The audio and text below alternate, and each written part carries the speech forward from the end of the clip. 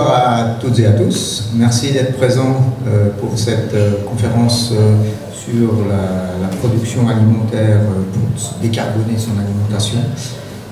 Bienvenue à Michael Barchelot, fondateur de Graines de Carotte, qui va nous présenter ses activités dans le cadre de l'autoproduction alimentaire et la sensibilisation des enfants et des adultes à l'empreinte carbone. Michael, bonne conférence. Merci beaucoup. Eh bien, bonsoir à tout le monde. Donc, comme disait, moi c'est Mika et donc j'ai créé Graines de Carotte il y a 5 ans, 6 ans à peu près. Et donc, mon objectif, ma mission, c'est de déjà remettre du goût dans les assiettes. C'est vraiment un truc qui me tient à cœur. Et puis l'autre chose, c'est de sillonner un petit peu les écoles. Je travaille beaucoup avec les écoles primaires, avec les enfants pour qu'ils comprennent, enfin pour les accompagner en tout cas dans les projets de potager scolaire. Et puis qu'ils apprennent déjà à produire de la nourriture, à manger des légumes, à apprécier les légumes et plus largement à comprendre un petit peu qu'est-ce que c'est qu'un écosystème et quelle est notre place à nous dedans et quelle est la place de la nourriture et de l'alimentation au cœur de tout ça. Et donc c'est tout ça que je vais vous présenter un petit peu ce soir. Donc vous connaissez tous l'association, enfin l'association Fondation Shift Project, donc c'est un think tank qui fait du lobby, de l'information auprès du public, mais aussi auprès des autorités, pour essayer de pousser un petit peu la transition écologique, et ils sont très axés sur la partie bilan carbone, qui permet assez facilement de savoir quels sont un peu les objectifs, qu'est-ce qu'on doit faire, dans quelle mesure, comment on quantifie un petit peu tous les efforts qu'on a à faire et où on se place nous par rapport à ce qui devrait être fait. Donc aujourd'hui, l'idée c'est de comprendre un petit peu le lien entre l'alimentation et le carbone. On voit surtout souvent des chiffres assez impressionnants de quelle est la part de notre empreinte carbone dans la nourriture et c'est pas super intuitif en fait. Donc on va un petit peu parler de ça. Et puis on va parler de l'autoproduction pour réduire son bilan carbone, son impact écologique, et puis comment agir en fait, parce qu'une fois qu'on sait comment ça marche, on peut se retrousser les manches et puis il faut aller mettre la main à la pâte. Donc en Suisse, à la grosse louche, il y a 30% de notre bilan carbone qui vient des transports, pour les vacances, mais surtout pour les transports du quotidien, pour aller travailler. Il y a 30% qui vient de la nourriture et 30% des trucs qu'on achète. Alors ça n'est pas 100%, c'est vraiment à la grosse couche. Mais en tout cas, voilà, quand on me demande souvent mais qu'est-ce qu'il faut faire pour changer le monde, sur quoi on peut faire des efforts, en vrai, surtout quoi. On commence déjà par ce qu'on peut, par ce qui est facile, et puis au fur et à mesure, on essaie d'avancer sur des trucs qui sont un petit peu plus contraignants. Donc nous, aujourd'hui, on va se focaliser vraiment sur la partie nourriture. Ah oui, et puis j'ai oublié de vous dire, moi, je suis un doudingue de tomates. Donc je parlerai souvent des tomates, j'essaierai de pas trop en parler non plus. Mais voilà, je suis un collectionneur compulsif de tomates, j'ai 300 variétés de tomates à la maison, j'ai une serre où on produit pour en vendre au marché, enfin voilà, bref, j'adore ça, et puis je trouve que c'est assez symbolique du goût qui a disparu de nos assiettes, et je trouve que c'est une porte d'entrée qui est assez simple pour aller vers l'autoproduction. Bonsoir. Donc quand on me dit oui mais les tomates d'Espagne, oui c'est un bilan carbone qui est déplorable, mais en vrai la tomate elle voyage pas toute seule dans le camion, donc l'Espagne c'est pas si loin que ça, c'est 1000 km. Et donc 1000 km ramené au nombre de tomates qu'il y a dans un camion, l'impact il n'est pas si délirant que ça. Et sauf que c'est un petit peu plus compliqué que ça. En réalité, quand on mange des tomates, surtout des tomates hors saison qui viennent d'Espagne, genre au mois de mars, avril, c'est les tomates qui ont été plantées en décembre. Et en décembre, en Espagne, il ne fait pas non plus 40 degrés. Ça va venir. Il faut quand même un petit peu d'infrastructure pour réussir à faire pousser des tomates au mois de décembre. Et donc, pour faire pousser des tomates au mois de décembre en Espagne, il va falloir déjà une serre qui n'est pas faite de pensée magique. Elle est faite vraiment avec des matériaux physiques. Et donc il faut du pétrole pour faire les bâches, il va falloir du minerai pour faire les armatures, et à partir de là, on peut commencer à planter une petite graine. Sauf que les petites graines, en général, il faut des petites mains pour les compter, pour les trier, et très souvent dans l'agro-business, les graines, elles viennent pas d'Europe, elles viennent d'Inde ou tous ces pays-là où la main-d'œuvre est vraiment pas chère. Il faut faire venir les graines. Et une fois qu'on veut planter la graine, les sols sont tellement foutus dans le sud de l'Espagne qu'on ne peut pas faire pousser des tomates comme ça en les mettant juste une graine dans la terre. Ça, en Espagne, c'est fini. Donc il va falloir, là-bas on fait surtout du hors-sol, donc on fait pousser les plantes dans de la fibre de coco qui viennent généralement des Antilles, et puis après il va falloir mettre de l'engrais dessus. Pour les engrais, il va falloir du phosphore et la potasse qui vient souvent des mines de guano dans les îles. Et puis il faut des engrais azotés qui, eux, historiquement, ils venaient de Russie, mais on est un peu fâché avec eux, donc maintenant on fait venir du pétrole depuis les États-Unis. Mais voilà, donc tout ça en fait, ça rallonge cette chaîne de valeur. Et une tomate qui vient d'Espagne, c'est pas juste 1000 bornes en voiture, c'est tout un écosystème qui fait qu'on peut faire pousser des tomates hors saison pour que nous, on ait des tomates au mois de mars. Donc en fait, la vraie impact, elle vient de toute la chaîne de valeur qu'il y a derrière. On en parlera un petit peu en détail sur certains points, certains trucs où des fois on se dit ouais mais c'est des trucs ça vient de Suisse. Ouais mais si ça vient de Suisse et que c'est hors saison, des fois il y a meilleur temps de faire venir, genre typiquement pour la Saint-Valentin, acheter des roses suisses, c'est un bilan carbone qui est plus grand que de faire venir des roses de Turquie ou de plus loin. Parce que là-bas c'est la saison de faire pousser les roses. Donc comme je disais, il y a 30% de notre empreinte carbone qui vient de ce qu'on mange. L'idée, l'objectif à court terme, ça c'était l'objectif il y a quoi? À court terme, il y a 10 ans, donc c'était déjà fixé, de rester sous la barre des 1,5-2 degrés. Alors, en Suisse on est déjà au-dessus, hein. Il faudrait qu'on ait un bilan carbone d'environ 2 tonnes par an et par habitant. En Suisse, la moyenne, elle est plutôt autour de 12. Et chez les gens qui font des efforts, elle est plutôt autour de 7. Donc il y a encore de la marge. Donc ça, c'est l'objectif des 2 tonnes par personne, par habitant. C'est un objectif un peu idéaliste dans un monde où tout le monde a un droit à polluer qui est équivalent sur la planète. Avec le monde qu'on est, si on veut garder les trajectoires de température plus ou moins stables, c'est à ça qu'il faudrait se tenir. Et donc il y a encore du boulot. Donc comme je vous disais, la part de l'alimentation, c'est environ 30% chez nous ici en Suisse. Donc à faire attention entre l'alimentation locale, c'est toujours mieux, mais locale et de saison, c'est encore mieux. Là, à Genève, on est des gros producteurs de tomates. Donc on produit quasiment un tiers des tomates qui sont vendues en Suisse. Et chez nous, la production à Genève, elle commence à partir de janvier, où ils plantent les tomates dans la serre. Et donc en janvier, il faut forcément des serres chauffées, des infrastructures gigantesques avec des bilans carbone qui sont stratosphériques. Donc c'est ça qu'il va falloir essayer d'éviter au possible. La saison des tomates, c'est juin, juillet, août, septembre, octobre, s'il fait une belle arrière-saison, mais se faire à l'idée déjà et expliquer notamment aux jeunes qu'il y a des saisons pour des fruits, pour des légumes, et hors saison, il vaut mieux manger autre chose ou faire des conserves quand c'est la saison, pour pouvoir pousser le produit un petit peu plus loin quand c'est hors saison. À faire attention, il y a, comme j'écris ici, la connerie, c'est pas arithmétique. Il y a souvent on me dit ouais, mais si c'est pas moi qui prends l'avion, c'est les Chinois qui feront à ma place. Opposer 2 conneries fait pas qu'elles nul. Donc à un moment donné, oui, ce qu'ils font les autres, c'est nul. Montrons l'exemple ou juste arrêtez de le faire parce que c'est pas parce que les autres le font qu'on doit se mettre à leur niveau et faire des trucs aussi bêtes qu'eux. Donc ça vraiment, c'est un truc que je martèle aux enfants. La connerie, c'est pas arithmétique. Les 2 forces, deux conneries ne s'annulent pas.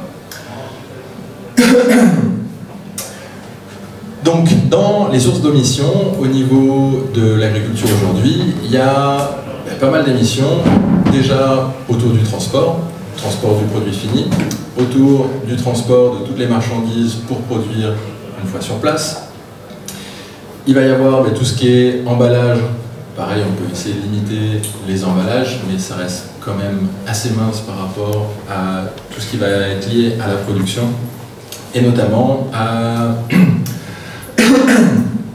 à des sources cachées de gaz à effet de serre. Ça, on va en reparler un petit peu en détail, mais déjà, il va y avoir tout ce qui est fabrication des intrants chimiques, construire fabriquer des engrais azotés, c'est quelque chose, c'est un procédé industriel qui est terriblement énergivore. En fait, on va prendre du méthane qu'on va craquer, on le chauffe à 200 degrés et à 1000 degrés, je ne sais pas combien de centaines de bars. Et donc ça, c'est ça en fait qui est extrêmement énergivore. C'est pas tant les tracteurs dans l'agriculture, c'est vraiment un pouillème de la consommation de gaz à effet de serre. Là où le bilan carbone est énorme, c'est vraiment dans la production d'engrais de synthèse. Et puis il va y avoir aussi d'autres sources cachées de carbone, d'émanation de carbone, notamment au niveau du labour. C'est quelque chose qu'on a grandi avec, on est habitué avec ça. Moi je travaille avec beaucoup de maraîchers qui me disent ouais, moi sans labour je peux pas travailler. Et j'ai envie de leur dire que aujourd'hui non.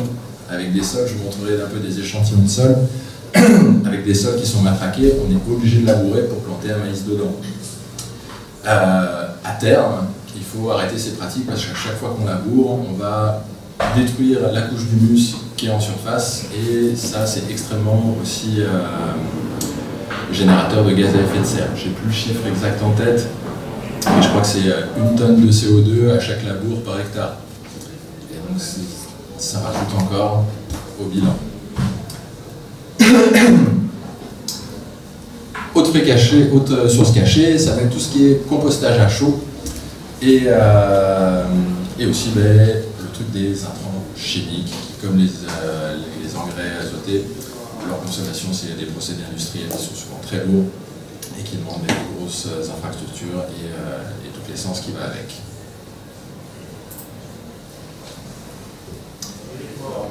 Donc, l'idée, c'est de changer un petit peu cette façon de faire, cette façon de voir la nourriture, et essayer au maximum d'en produire une partie. Alors, sans tomber dans l'extrême, moi je ne préconise pas aux gens d'être autosuffisants en nourriture. Déjà, parce qu'il faut se faire à l'idée que c'est extrêmement long. Si vous n'avez pas une des 2 personnes dans la famille, une personne dans la famille qui dédie sa vie à ça, vous ne serez pas autonome en nourriture. Il faut au moins 30 heures par semaine pour faire pousser de la nourriture pour toute une famille. Et puis il faut environ 1000 mètres carrés, dont 300 mètres de serre.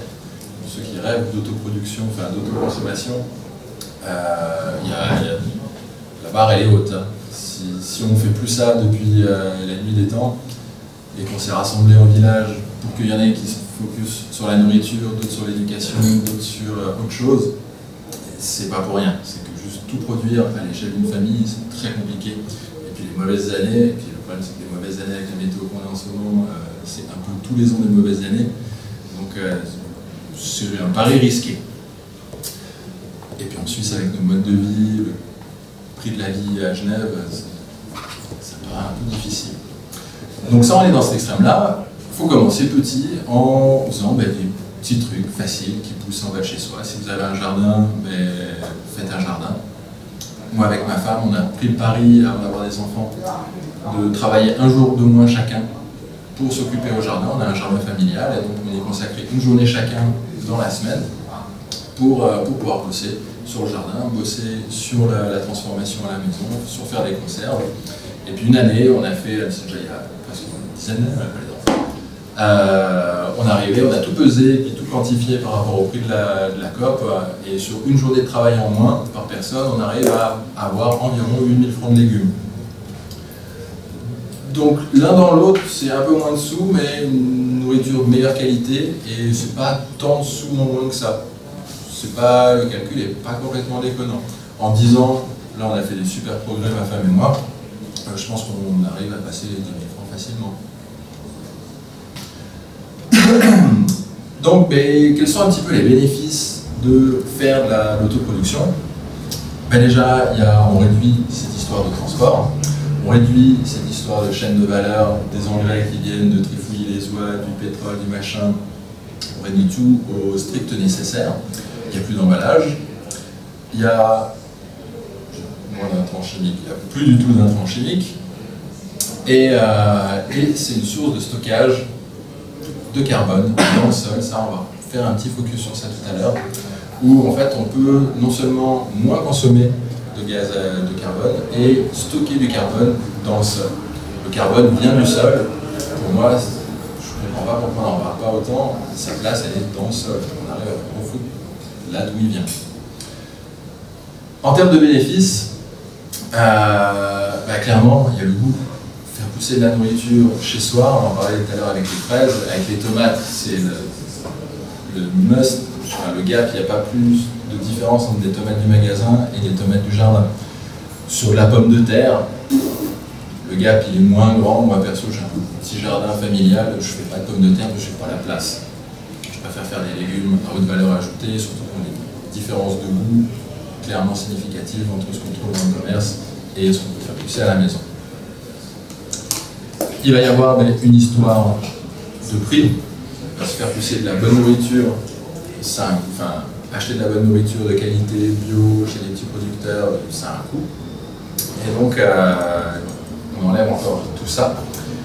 Et puis, on a une diversité, un truc qui est juste au-delà du coût, c'est des trucs qui n'existent pas dans les magasins.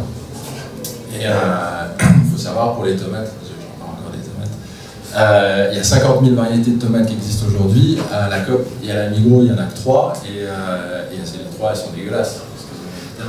C'est pas bon les tomates de la Migros. C'est juste une dinguerie ce qu'ils font avec. Et c'est la plupart des légumes, et je le vois aujourd'hui que je travaille avec des maraîchers, on essaie de cultiver des variétés qui ont un minimum de capacité à se transporter parce qu'on fait le jeudi le marché, et ce qu'on ne vend pas le jeudi, on essaie de le vendre le vendredi. Sur certaines variétés, moi quand je les transporte en camion, elles ne sont pas faites pour voyager. Une tomate de la Migros, sa spécificité, sa caractéristique première, c'est la capacité à se transporter. Et vous pouvez mettre une tomate dans le frigo, revenir à la fin des vacances un mois plus tard, elle n'a pas bougé. Ça, vous faites ça avec mes tomates, il va falloir récurer le frigo. Ouais. Je ne mets pas les tomates au frigo.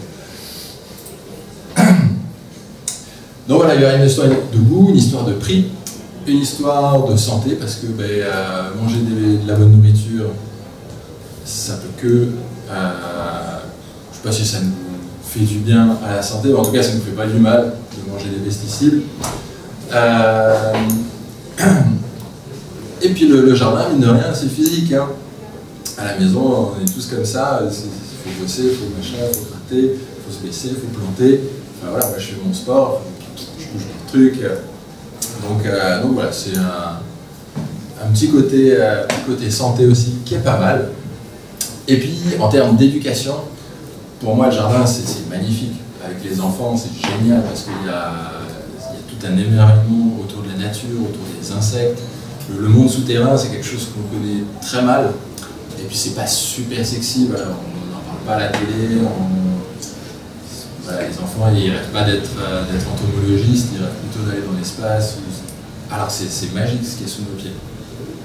Donc moi j'adore aller faire des trous avec les gosses et puis regarder ce qu'il y a dans les trous, tout ce qui se balade et tout. À partir du moment où il y a un peu de vie dans les sols, c'est un truc assez magique. Et puis, au-delà des enfants, il y a aussi avec les adultes, parce que je travaille aussi un petit peu avec les adultes de temps en temps, où je fais des potagers urbains. Et dans les potagers urbains, il y a tout le volet social, où on fait des potagers là où on trouve de l'espace. Donc là, c'est à Mérin, on a piqué un bord de terrain de foot à la commune pour faire un potager de 1500 m² en plein cœur des cités. Et donc tous ces gens, c'est des gens qui habitent à 500 mètres de chez moi. Ça fait 20 ans qu'ils habitent là, moi ça fait 10 ans, je ne les avais jamais rencontrés, à part en allant au potager. Et donc, un peu comme ici, une fois par mois, on se retrouve, on fait une grande tablée avec nos légumes. Il y a chacun qui vient, qui plante les légumes, parce que la Mera, c'est très cosmopolite, donc il y a des gens de toutes les nationalités. Et donc, ils nous font leur petit plat avec leurs légumes qui viennent de chez eux. Et c'est ultra riche de partage, de rencontres.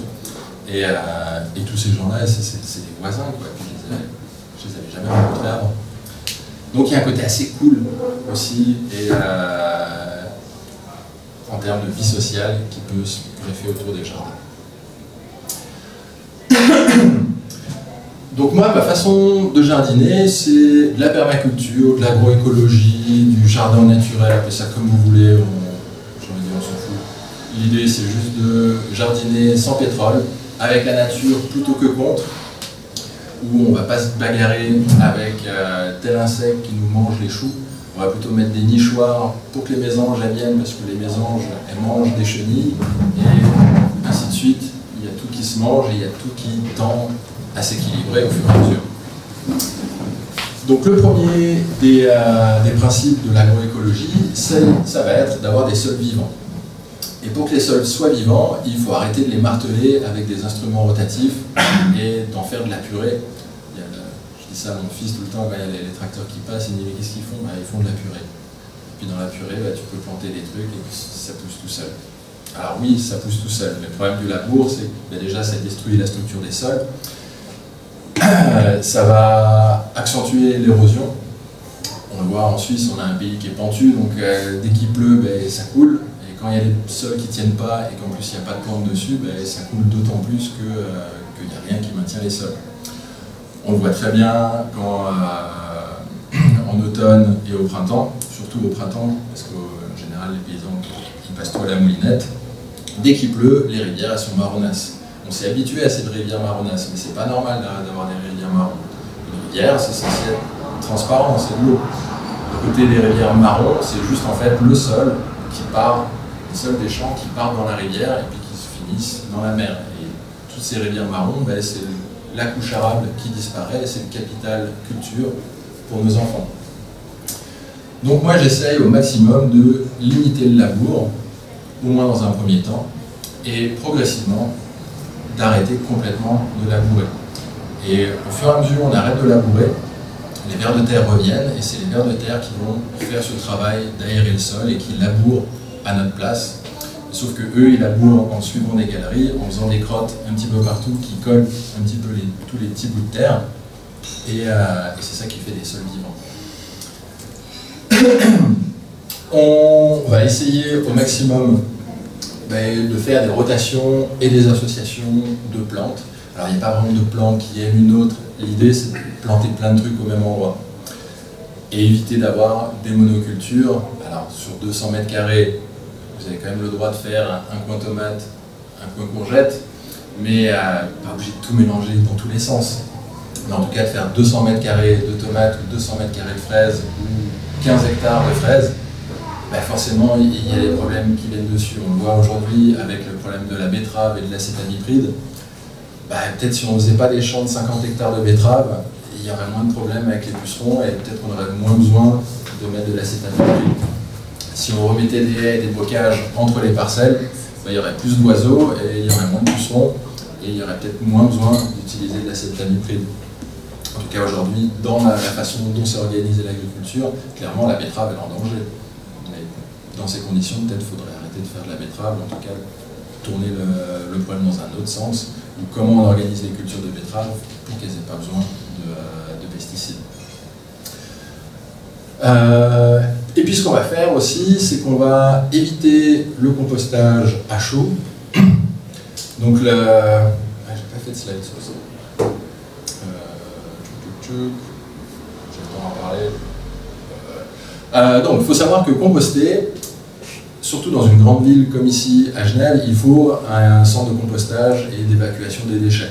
On ne peut pas avoir juste nos petites poubelles vertes et puis les mettre dans un coin. Dans une petite commune, dans un petit village, oui.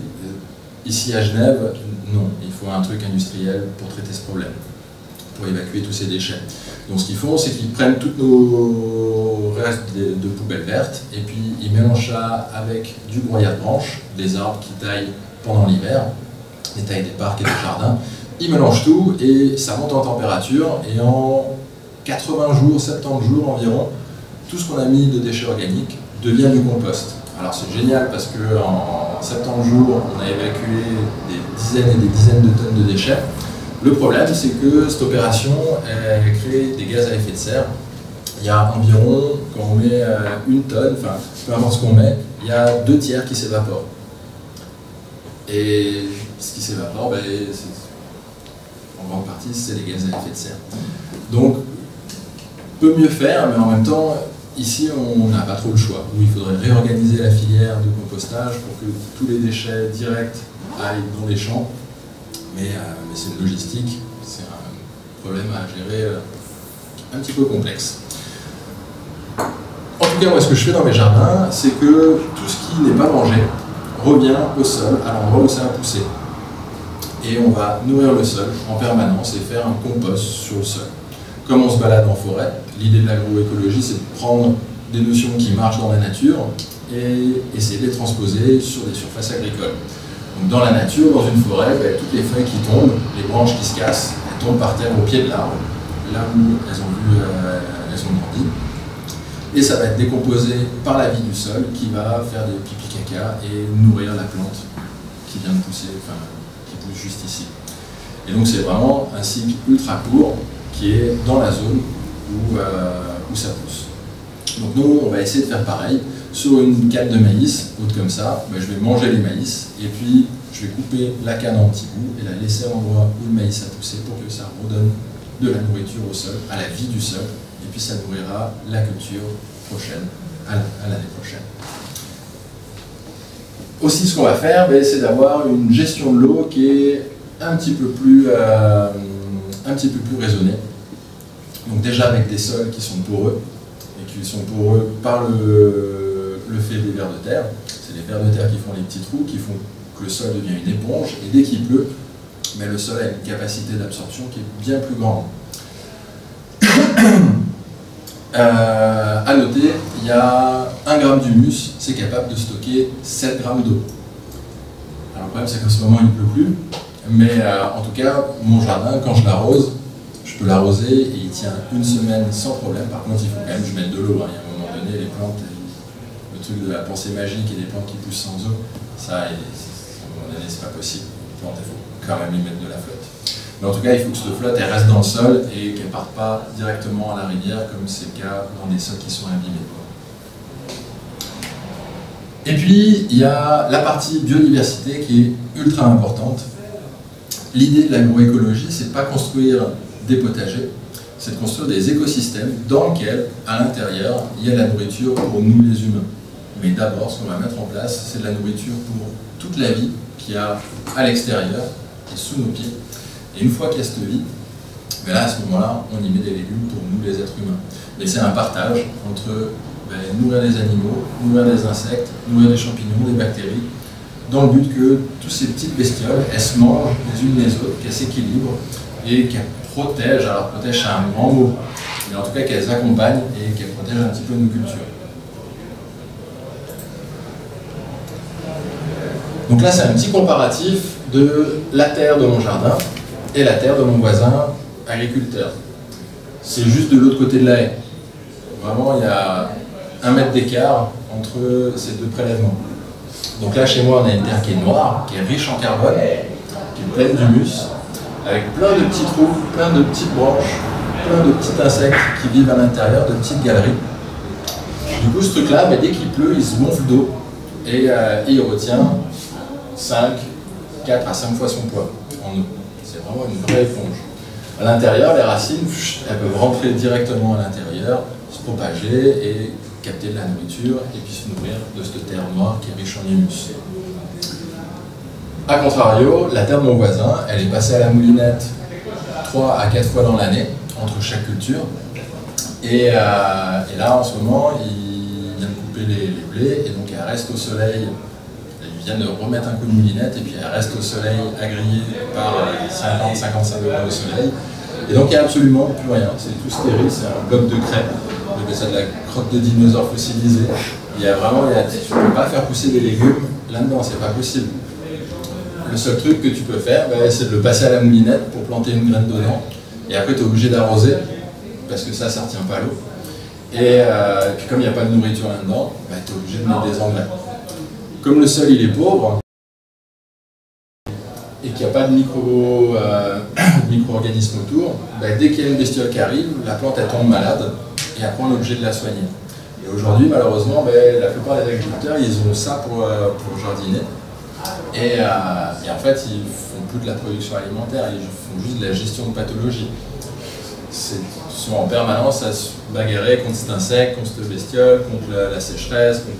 Ils se bagarrent tout le temps. Alors les pauvres, je les envie pas, et c'est un métier qui n'est pas simple. Et puis nous, le grand public, on leur tape dessus que c'est des pollueurs, c'est des empoisonneurs, les mecs qui sont comme ça, ils ont des dettes jusqu'ici. Franchement, ils font ce qu'ils peuvent. Ils sont vraiment pas bien accompagnés. En tout cas, il n'y a pas une aide à la transition écologique. Très peu. Donc, comment on fait pour passer de ça à ça? Parce que ce qui est bon à savoir, c'est qu'on peut passer de l'un à l'autre. C'est pas quelque chose qui est figé. Le sol, c'est vraiment quelque chose qui est dynamique.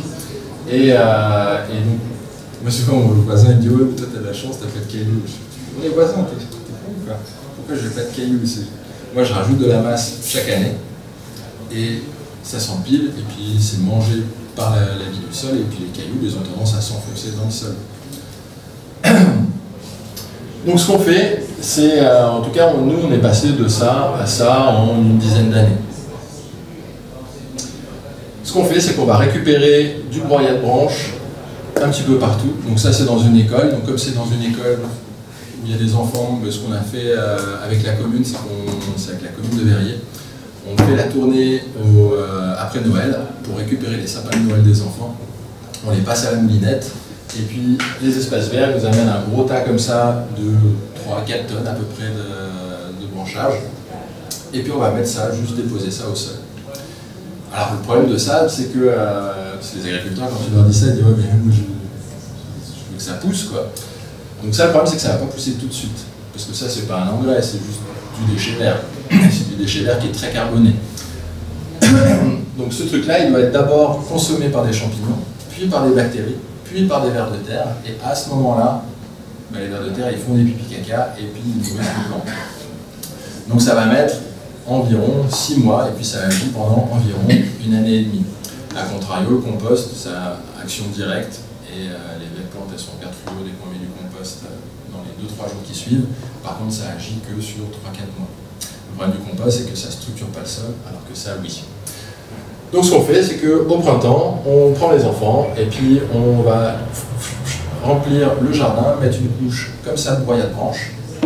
Et puis, c'est ça qui va servir en fait de moteur à la vie du sol. Un tas de branches comme ça, c'est environ 15 tonnes d'équivalent CO2. Donc quand on parlait qu'on était encore très loin du compte tout à l'heure, on est à une moyenne de 12 tonnes de CO2 par an et par personne, si vous avez un jardin et que vous passez toutes vos haies à la moulinette, que vous les taillez tous les ans, et puis que vous prenez le broyat et que vous le mettez dans le jardin, en fait on peut réduire drastiquement son empreinte carbone en stockant par le biais du sol. Et comme je vous disais, la place du carbone, elle est dans le sol, c'est de là que ça vient, c'est là où ça fonctionne.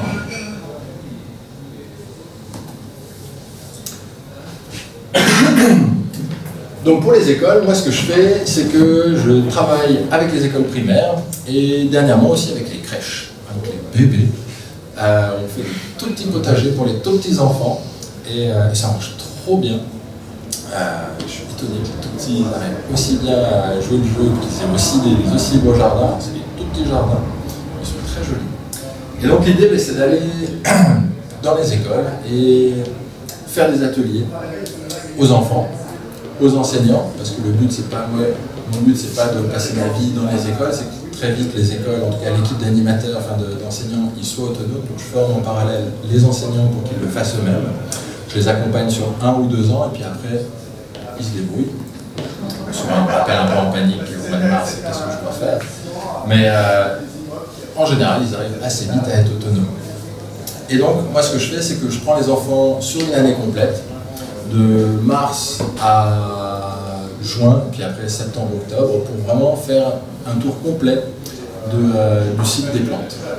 Donc on va semer les plantes ensemble, c'est eux qui vont faire les plans de jardin, on va faire une première récolte en juin, après ils plantent les cultures d'été, et en septembre, on ramasse les tomates, et puis surtout on ramasse des semences pour qu'eux, ils prennent les semences, déjà qu'ils aient une vue complète de où quelles sont les graines dans les carottes.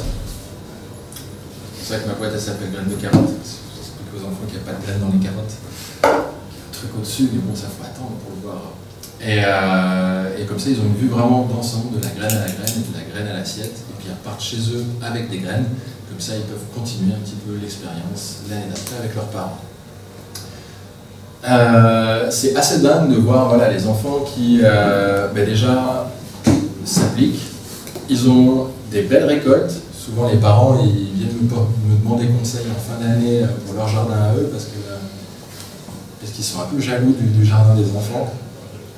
Et donc c'est un message assez fort à envoyer aux parents en disant c'est possible quoi. Et si vos enfants ils ont 8 ans, ils y arrivent, je pense qu'il y a vous deux, vous pourrez être capable de manager aussi bien le truc. Et puis voilà, ça change un petit peu le regard des enfants vis-à-vis de la nourriture, notamment vis-à-vis des légumes. Souvent les enfants ils traînent un peu la patte pour manger des légumes. Et là quand c'est leurs légumes à eux, de suite une autre dimension. Tu les vois à la récré, ils sont là en train de manger des épinards, se les échanger, comme c'était des cartes Pokémon. C'est assez fun de voir les enfants se battre pour manger des épinards. C'est plutôt l'inverse. Mais là, c'est leurs épinards, il y a toute une appropriation du truc qui est assez cool. Et puis, ça, c'est un peu ma façon de faire. Je suis enseignant à la base, j'ai toujours été comme ça, pas très sérieux, qui explique des trucs sérieuses, mais de manière pas très sérieuse. Et donc c'est de mettre du fun dans les sciences. Les enfants, ils ont besoin de sciences, et surtout on a besoin, nous les adultes, de montrer que les sciences c'est cool. C'est pas le truc de geek, où si t'es premier de la classe, il faut pas se foutre de la gueule du premier de la classe. L'intelligence c'est cool, quoi. Tout le monde devrait l'envier, le premier de la classe. Et voilà, de sortir les sciences de la salle de cours, de ce côté un peu chiant, et mettre du fun là-dedans pour que les enfants ils disent « Ah, aujourd'hui on a la science, c'est trop bien, quoi ». Les sciences c'est quelque chose d'important, c'est quelque chose qui me fascine depuis que je suis môme. Et les enfants de demain, ils vont avoir besoin d'un bagage scientifique assez solide, parce qu'on leur file un peu la patate chaude, et comme on disait, on sait ce qu'on doit faire, mais on a de la peine à se bouger. Et donc ils vont prendre le relais, et puis ils vont prendre nos casseroles qui vont avec. Et s'ils n'ont pas un bagage scientifique assez solide, ils ne vont rien comprendre de ce qui se passe, ils vont faire des choix à la vas-y que je te pousse. Et donc c'est maintenant qu'on s'y met. En tout cas, c'est avec les petits qu'il faut s'y mettre assez vite. Ce que j'aime bien dans le fait aussi de sillonner les écoles, c'est que c'est un public qui est captif. Alors captif, je ne les enferme pas, mais c'est juste ils n'ont pas choisi d'être là, contrairement à vous. Moi j'adore faire les cours avec les adultes, mais parler d'écologie à des écolos, des fois on se regarde et puis on est tous d'accord. Puis en fait on ne va pas changer le monde en se convainquant nous, parce qu'on est déjà convaincus. Et dans les écoles, il y a tout public, tous horizons, et des gens dont les parents ils sont avec nous, des gens ils sont négationnistes du climat, de tout ce que tu veux. Et quand tu fais des relevés de température avec des pistolets laser dans les écoles, tu vois que putain il fait chaud, quoi. C'est pas normal qu'il fasse 50 degrés dans une cour d'école, quoi. Donc moi j'aime beaucoup ça, en tout cas je trouve que le levier est assez fort, de sillonner les écoles, parce que les enfants n'ont pas choisi d'être là, et puis il y a tous les enfants de tous horizons, de tous bords.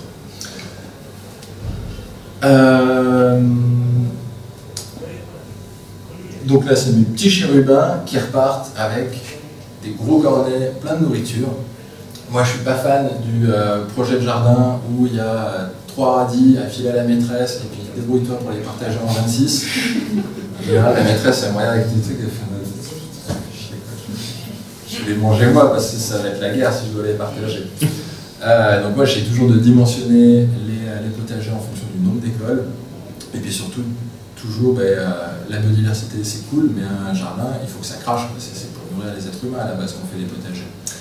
Donc je tiens toujours je mets toujours un point d'honneur à savoir des jardins qui sont très poussants, où il y a de la nourriture, et quand on fait des récoltes et que les enfants ils repartent avec la nourriture, ils partent vraiment avec des trucs chez eux, pas juste à grignoter comme ça à la récré, mais en plus à ramener à la maison pour dire regardez ce que j'ai aux parents, ils sont tellement fiers les enfants quand ils ramènent des trucs aux parents. Et puis les mamans ils sont. Sur les papas aussi.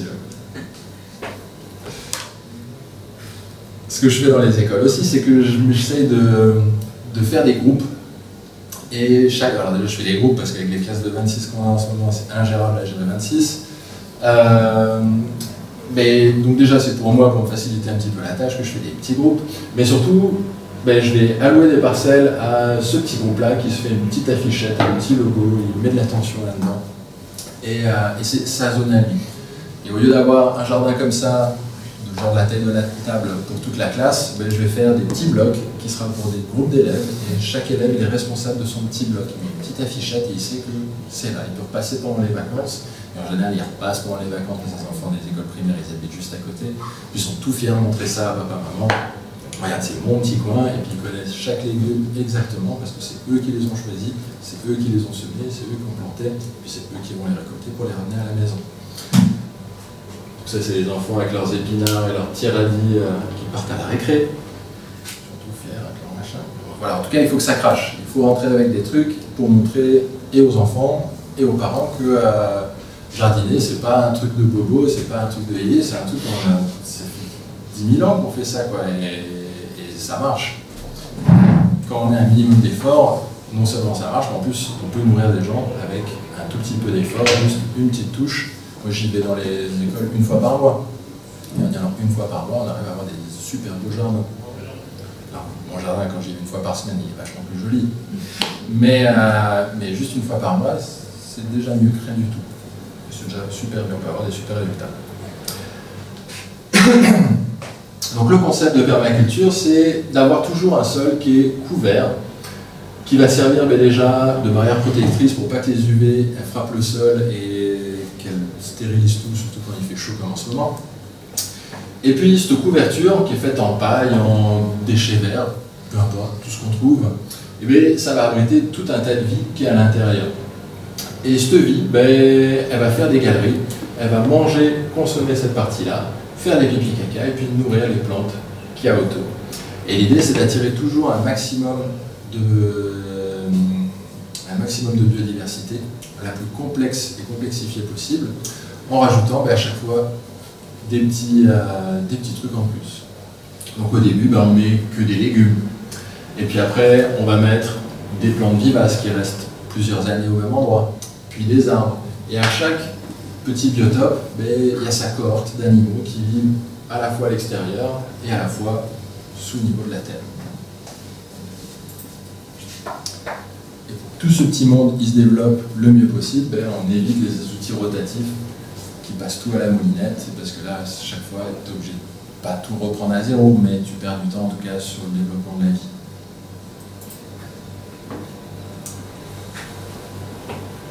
Un petit peu plus complexe, mais on va juste passer assez vite sur ça.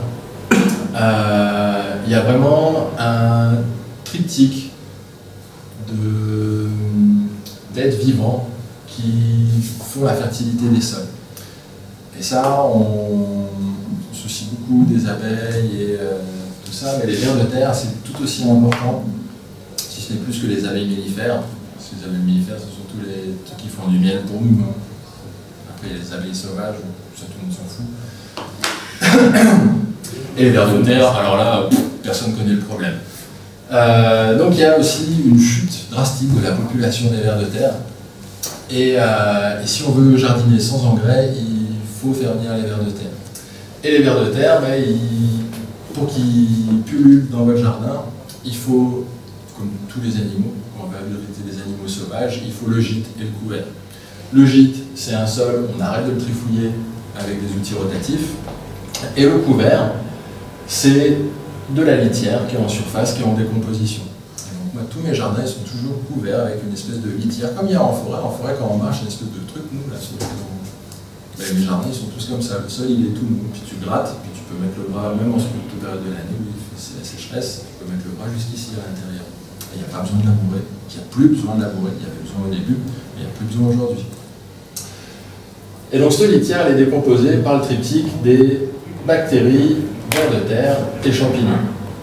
Dans un premier temps, par des champignons qui attaquent la partie dure, la lignine. Ensuite, il va y avoir des bactéries. Et puis, quand la paille elle devient un petit peu noire, les feuilles elles deviennent un petit peu noires, à ce moment-là, seulement les vers de terre peuvent commencer à les manger. Ils vont faire des pipi caca qui vont être mangés à leur tour par des bactéries pour donner les NPK, le truc qu'il y a dans les engrais en haut. Donc on peut tout à fait se passer d'engrais et avoir des belles productions, mais il faut de la vie dans les sols. Et ça, pour avoir de la vie, il faut la matière organique en surface, en décomposition.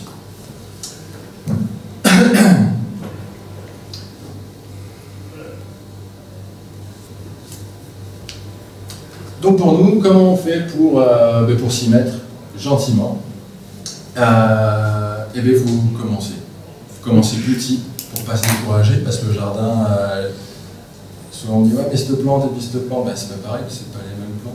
Et en fait, il faut connaître un peu son répertoire de chaque plante elle est différente. Nous aujourd'hui, toutes les plantes elles viennent de la Migros.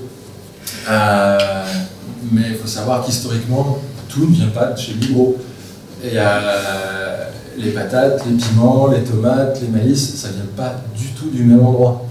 Et ça n'a pas du tout les mêmes conditions climatiques pour pousser à la base. On les a un petit peu adaptés pour que ça puisse mieux pousser chez nous. Mais les aubergines, ça vient d'Inde, et les haricots, ça vient du Mexique. Et donc, il faut s'adapter. Et on ne cultive pas les haricots comme on cultive des aubergines, parce que c'est pas pareil, ça ne vient pas du même endroit, ça ne sème pas à la même période. Il n'y a rien qui est pareil. Donc il faut commencer petit avec 3-4 plantes, pour ceux qui ont des jardins. Puis 5, 6, 7, 8, puis chaque année tu rajoutes 2-3 plantes et puis tu essaies de faire plein d'expériences sur 1 ou 2 plantes pour essayer d'augmenter un petit peu ton répertoire comme ça. Pour ceux qui n'ont pas de jardin, juste sur un balcon, on peut commencer à faire pousser 2-3 trucs. Et ceux qui n'ont pas de balcon, même à l'intérieur, voilà, c'est un cas un peu extrême. C'est un basilic géant qui fait 2 mètres dans mon ancienne maison. Parce que je l'ai bichonné, le basilic. C'est un basilic qui a 8 ans. Ça vit plusieurs années, les basilics. On fait pas pesto. Ah ouais, ça, ouais, tu coupes ici, là, t'as le pesto toute l'année.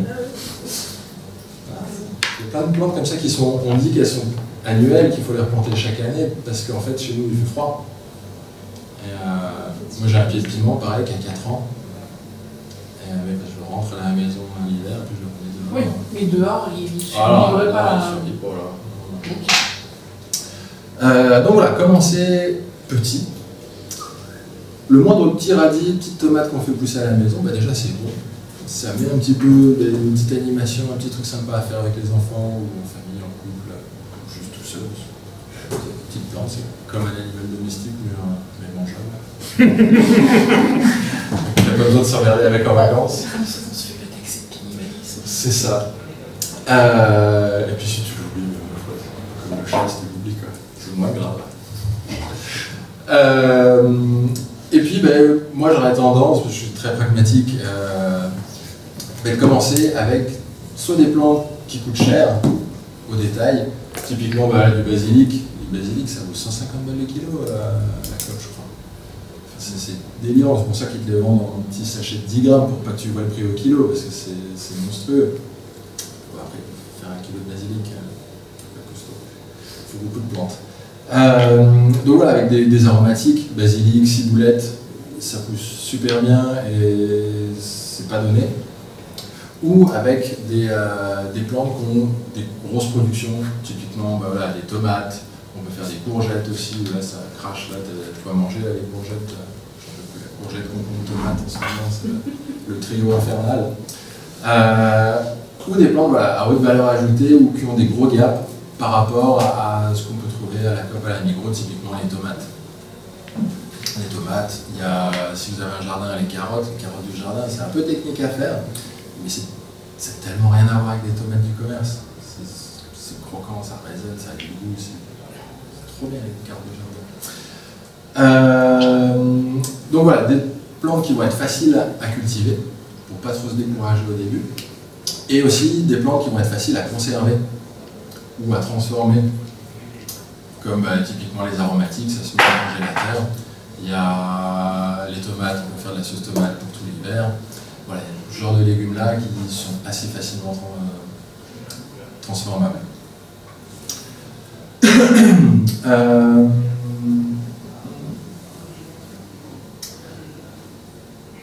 Donc voilà, en tout cas, il faut prévoir un minimum de place, et puis surtout, il va falloir, surtout pour ceux qui ont des jardins, prévoir un minimum de temps. Moi, je me suis un peu fait avoir au début avec ça, en disant, ouais, on va faire plein de trucs, et puis après, quand c'est la période des récoltes, ça crache à fond la caisse, on rentre avec des paniers comme ça, et puis tu te retrouves à faire de la sauce tomate jusqu'à 4 h du matin, le lendemain matin au boulot.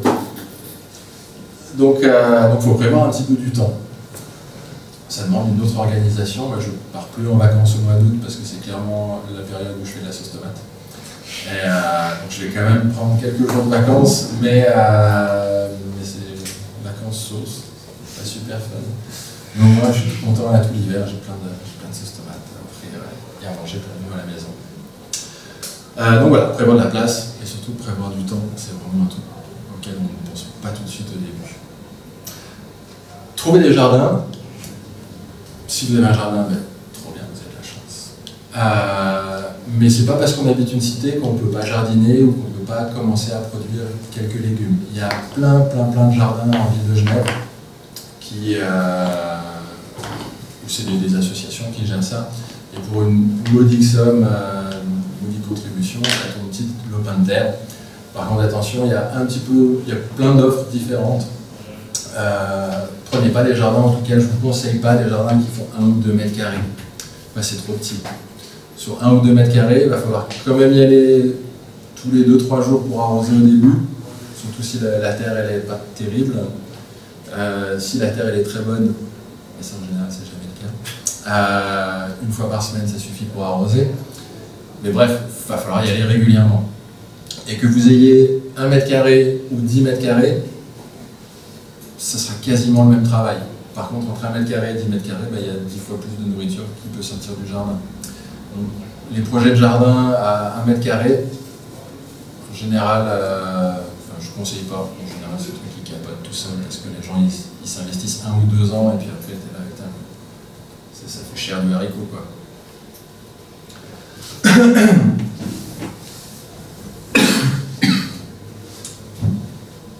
Pour ceux qui veulent apprendre un petit peu plus, petit quart d'heure donc il y a moi, Graines de Carotte, j'ai une chaîne YouTube qui est très axée tomate. Je vais essayer peut-être de me diversifier l'année prochaine, mais pour l'instant c'est très monocentré. Et puis sinon, il y a son site internet où là par contre il y a des articles, alors j'en ai fait surtout l'hiver, c'est vraiment que j'ai pas fait des trucs dessus, mais voilà, il y a plein d'articles sur l'autoproduction, sur cultiver, paquer des tomates, des basiliques, des patates douces, voilà, ce genre de trucs. Typiquement la patate douce, l'année dernière on avait fait presque 40 kg dans le mètre carré, c'est monstrueux quoi, il n'y a rien à faire. Donc voilà, il y a mon site internet où il y a, on fait des formations, mais surtout il y a la partie blog dessus où il y a plein de ressources qui sont intéressantes sur faire de la sauce, faire plein de trucs. Autrement, sur la partie agroécologie et gestion du carbone dans les sols et tout ce qui a trait à la microbiologie, il y a cette chaîne-là qui est vachement bien, Vers de Terre Production, où en fait, c'est des maraîchers qui sont réunis pour faire un réseau en France qui s'appelle Maraîchage au sol vivant, où l'idée c'est de sortir justement de cette agriculture du carbone et essayer de mettre du carbone pas dans les machines mais dans le sol, à l'endroit où il doit être. Un genre de permaculture mais à l'échelle d'une ferme. Et puis on voit que ça marche. Il y a vraiment des paysans qui arrivent à en vivre de ça, qui arrivent progressivement à se passer du labour, qui arrivent à avoir des rendements qui sont, alors pas autant qu'en agrobusiness, il ne faut pas rêver, mais pas loin. Et en tout cas, vu qu'il n'y a plus d'intrants chimiques, il n'y a plus de pesticides, en termes de marge à la fin, ils sont quand même gagnants là-dedans. Il y a moins d'investissement, moins de frais et plus de travail humain, et l'argent il va aux humains qui travaillent la terre, et pas aux machines, aux fabricants de pesticides et de machines.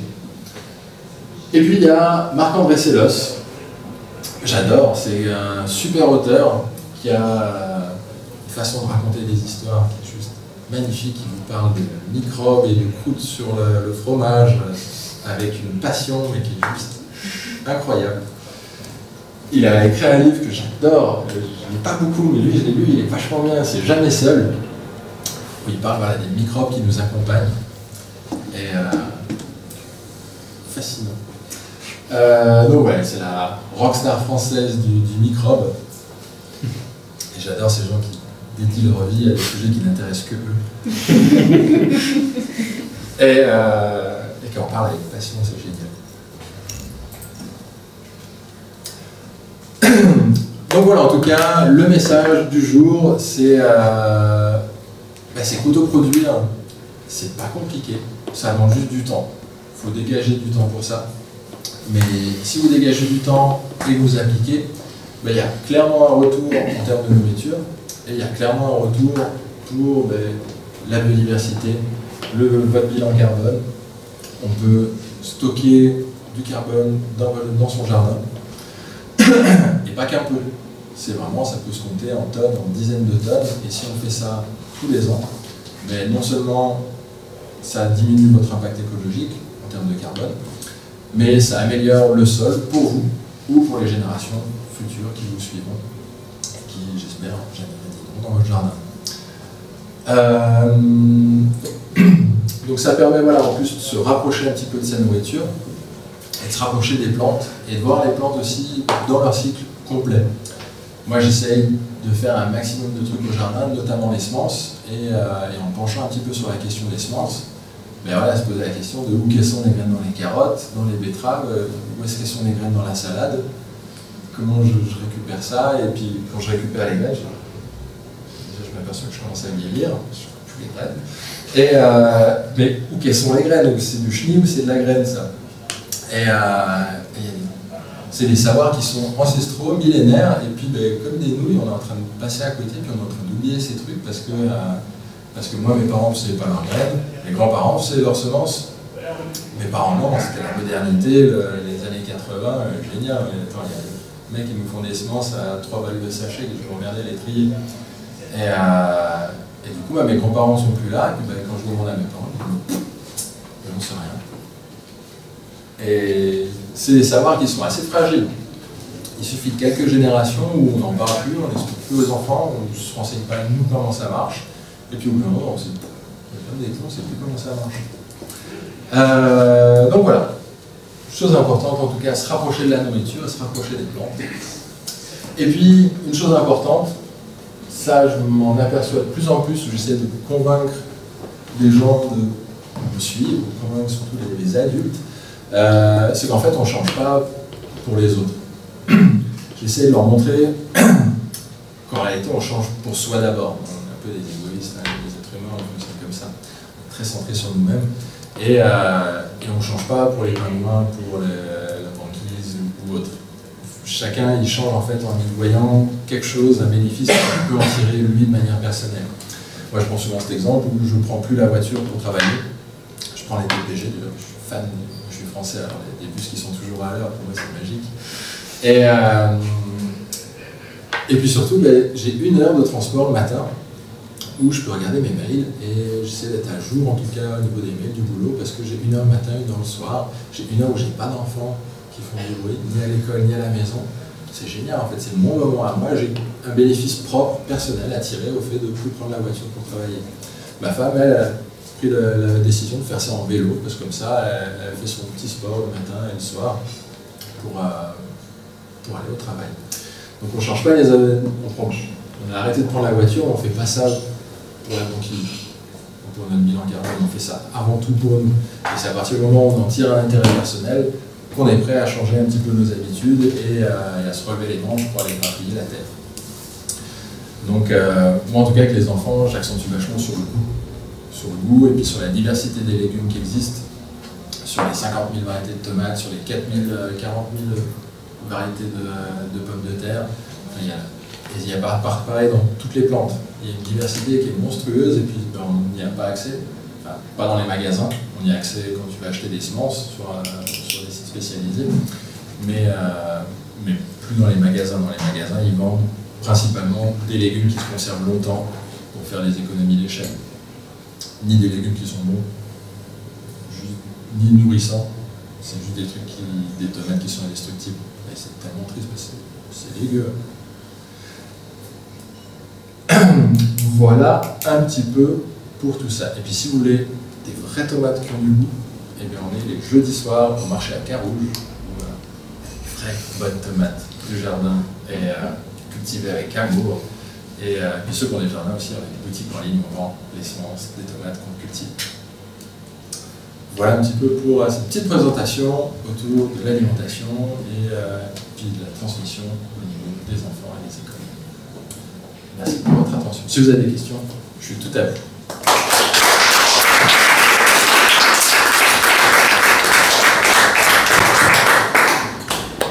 Merci Michael. Ben voilà, il y a un micro si vous avez des questions, qu'on puisse les entendre sur la captation vidéo. Est-ce que quelqu'un a une question pour Michael?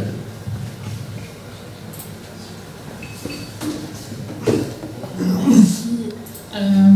Merci beaucoup pour cette présentation.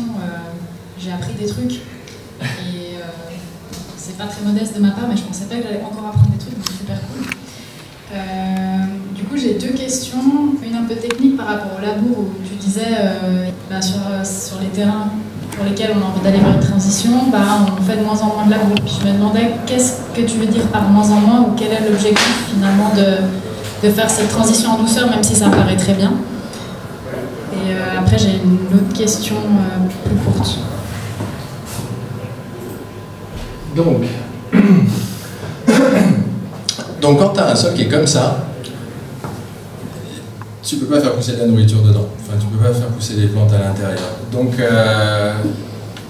et moi, souvent, quand on me file une parcelle, c'est un truc qui ressemble un peu à ça. Donc, la première année, il n'y a pas le choix, je vais devoir passer à la moulinette. Parce qu'on est au mois de mars et moi, j'ai envie de planter des trucs là cette année. Je pourrais me dire non, j'attends, je couvre comme ça avec 30 cm de broyat de branches et j'attends 2-3 ans.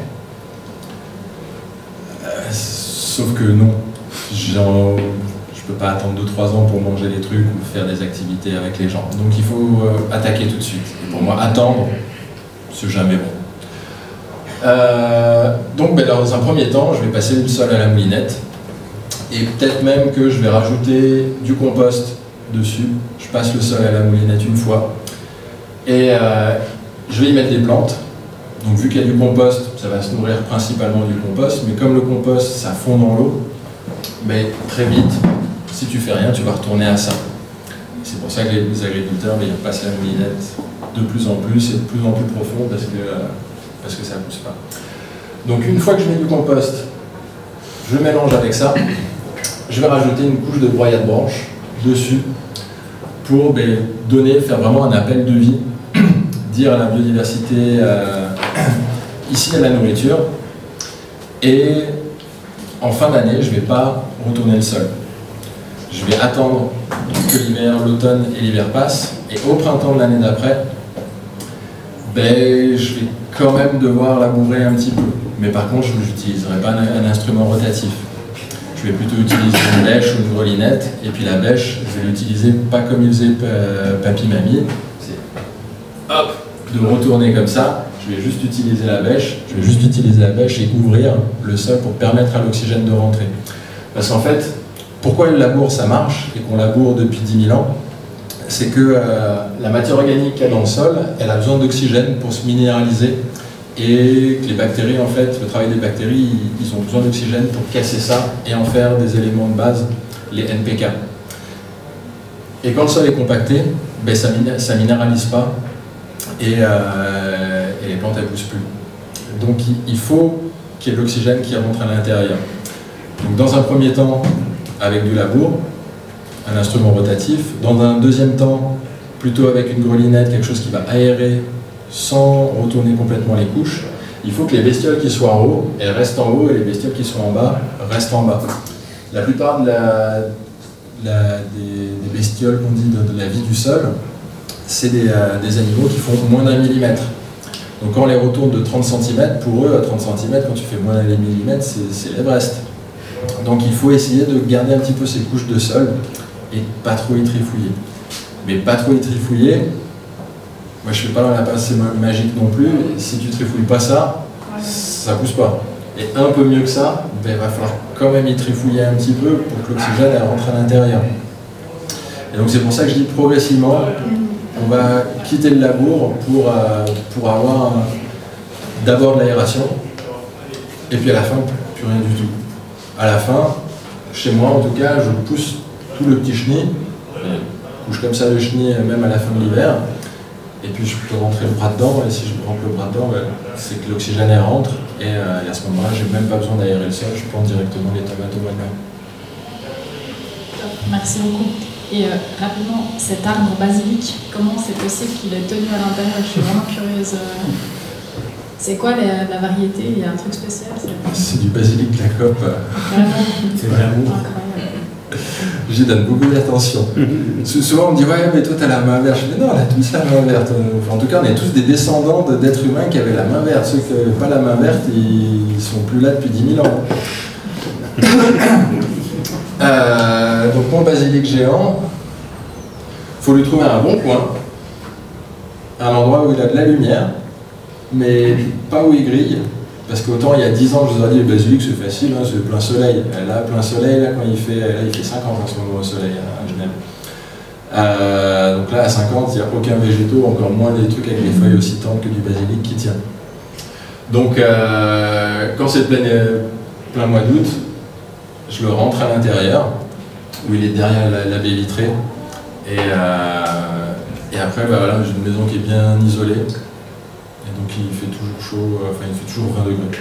Et les branches, elles ont épaissi en fait, ça devient rigide. Et c'est ça, et chaque année je le ratiboise, je le coupe ici à la fin de l'hiver. Enfin, déjà au milieu de l'été, je le coupe pour ramasser les feuilles et les manger. Et après il repart d'ici. Là il y a 2-3 plants à l'intérieur qui se baladent, qui font et ça fait du bois. Ouais.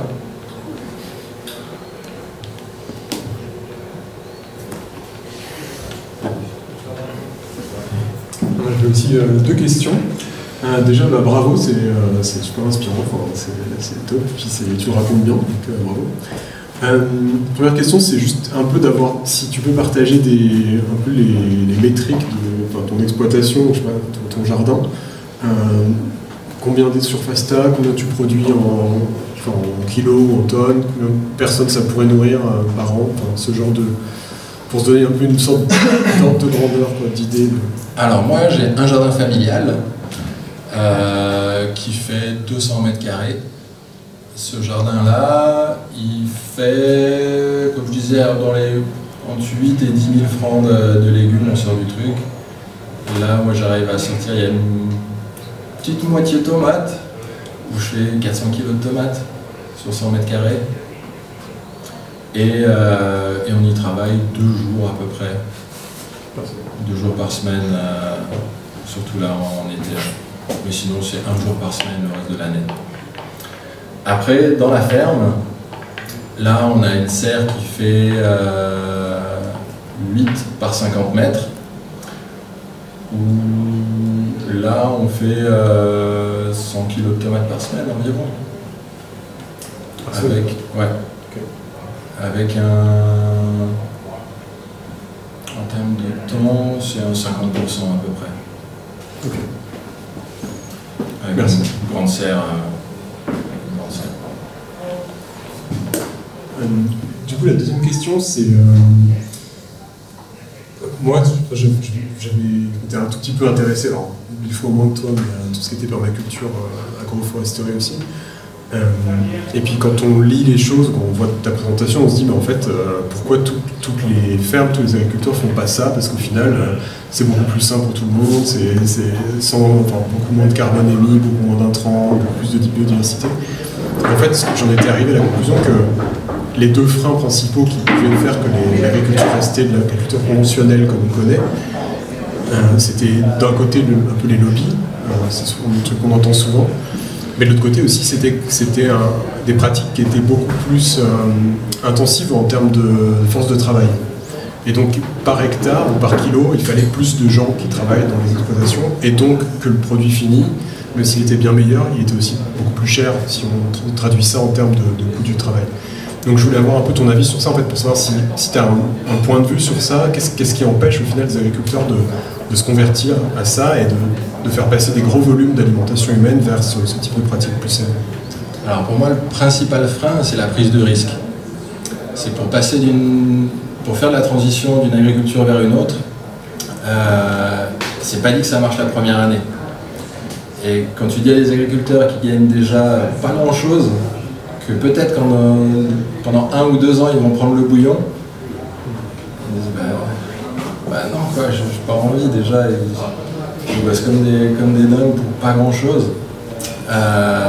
Donc déjà voilà, pour la partie non-labour et mettre de la matière organique pour changer la qualité des sols et passer sur du sans-labour, ça demande une prise de risque. Et le problème, c'est que cette prise de risque, elle n'est pas accompagnée. En tout cas, les pouvoirs publics, nous, on a essayé de faire ça. Les seuls qui nous ont aidés, c'est l'école d'ingénieurs agronomes, où ils nous ont filé des stagiaires.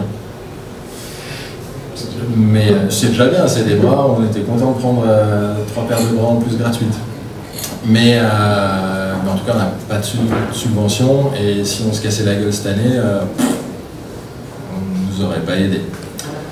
L'autre chose, pour tout ce qui est tomates qui ont du goût, nous on a fait le pari cette année de cultiver des tomates, des variétés qui ont du goût. Le problème des variétés qui ont du goût, c'est quand tu fais de la sélection sur des végétaux, c'est toujours des compétences que tu tries par rapport à d'autres. Et une tomate belle, bonne, poussante et qui se transporte longtemps, ça n'existe pas. Et ça n'existera jamais. Il y a un moment donné, il faut choisir, soit tu fais de l'haltérophilie, soit tu fais du tir au pistolet, mais difficilement les deux. Donc nous, on essaie de trouver des variétés qui sont un compromis entre tout ça. Ce qu'on a essayé de faire aussi cette année, c'est de greffer des variétés anciennes sur des variétés modernes qui sont très poussantes. Donc avec ça, on a eu des super bons résultats, mais ça rajoute 10 heures de travail ultra qualifié, où dans la boîte, il n'y a que moi qui sais le faire. Et donc c'est moi qui m'y colle pendant 10 heures, avec mon scalpel, où je taille des trucs. Et puis après, voilà, dans le choix des variétés, il y a des variétés qui sont nickel, qui répondent absolument à tous nos critères, d'autant plus quand elles sont greffées, parce que ça a multiplié par 3 ou 4 la productivité au mètre carré. Mais il y a des variétés où on s'est planté, on a fait des essais. Moi, c'est des variétés que j'adore manger chez moi, mais chez moi, je les cueille et puis je les amène à la maison, et puis elles sont mangées dans les 2-3 jours, mais là, on doit les transporter en camion dans les chemins, et le premier marché, j'avais un peu honte parce qu'il y avait j'avais un peu des tomates aplaties, et puis ça, tu peux pas les commercialiser, tu peux pas les transformer, parce que transformer, il faut un labo de transformation, travail hygiène, machin, et donc ça part à la benne, quoi. Et donc voilà, problème de choix des variétés. Et donc du coup aussi, nous, ce qu'on a fait comme pari aussi, c'est d'essayer de développer des filières vraiment en circuit court. On travaille avec des restaurateurs, puis on a la tournée le lundi, on va faire la tournée des restaurateurs pour vraiment qu'il y ait le moins de transport possible et qu'on les cueille super fraîches, enfin mûres, à point, et elles ont un transport max. En tout cas, elles ne peuvent pas faire des allers-retours. Okay. Donc c'est un sacré bordel organisé. C'est surtout ça. C'est long à organiser, c'est des nouvelles filières à mettre en place. On n'est pas aidé pour ça. Et puis tu as le côté un peu rageant, où les gens te disent « Oui, mais c'est plus cher qu'à la Migros ».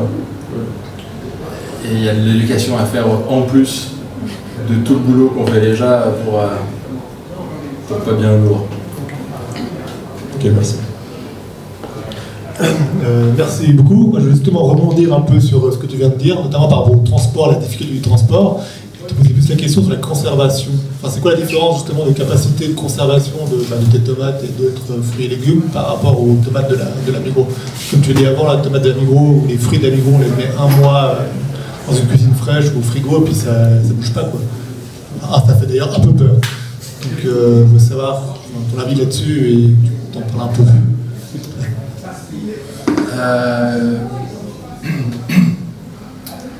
Je suis pas sûr d'avoir bien compris la question.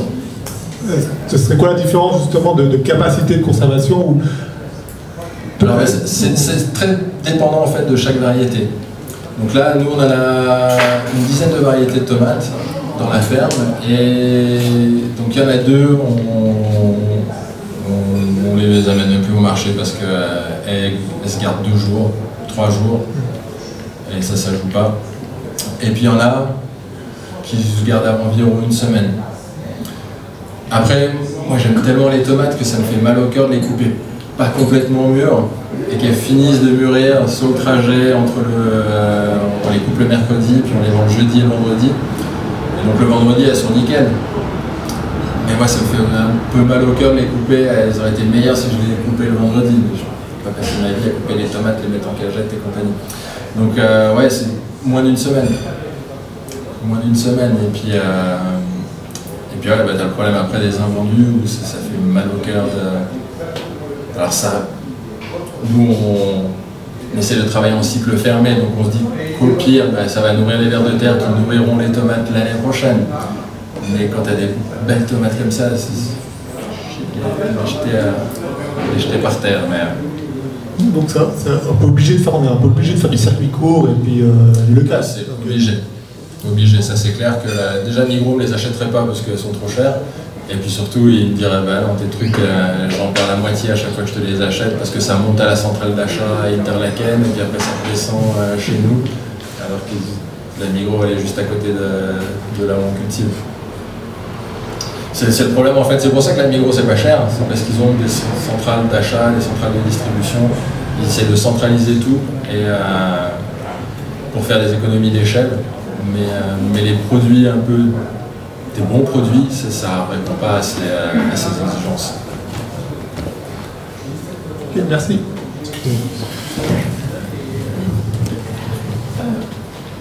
Moi, je pense que j'ai la question nulle.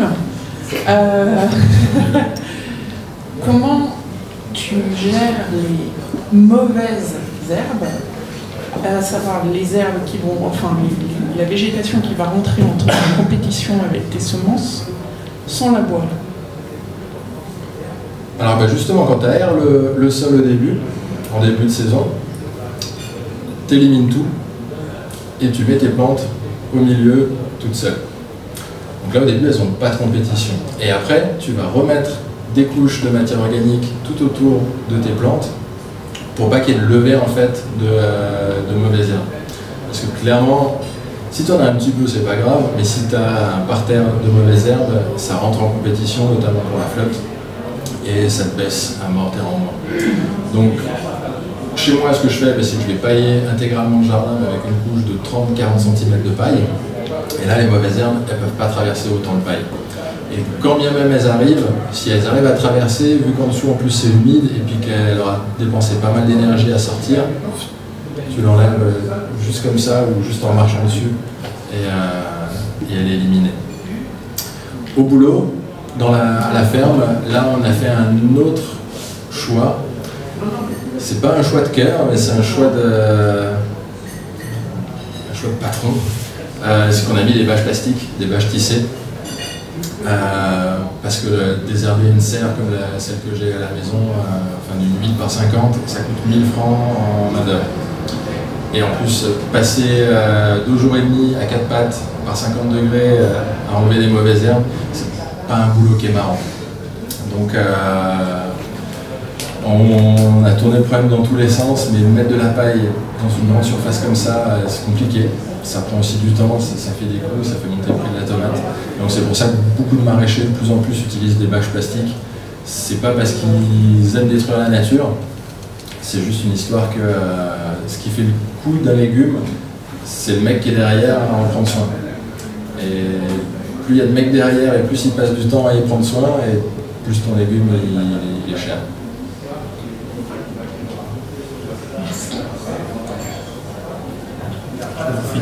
Et donc j'ai pas tant de mauvaises herbes que ça moi dans mes jardins. Je décale une bonne fois.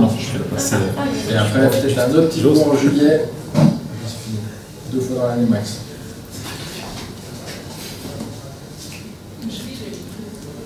Je profite du micro pour poser aussi une question. C'était le compost qui m'intéressait, dans le sens qu'on a un petit bout de jardin et on fait du compost. On met tout dedans, tout ce qui est nourriture et tout ce qui est déchets verts. mais en réalité, je ne sais pas trop quand l'utiliser, je ne sais pas trop comment l'utiliser, j'ai un peu peur de faire du dopage quasiment si je mets ça sur mon potager. Je ne sais pas dans quelle mesure, voilà, si mon circuit est trop court pour finalement faire du boulot.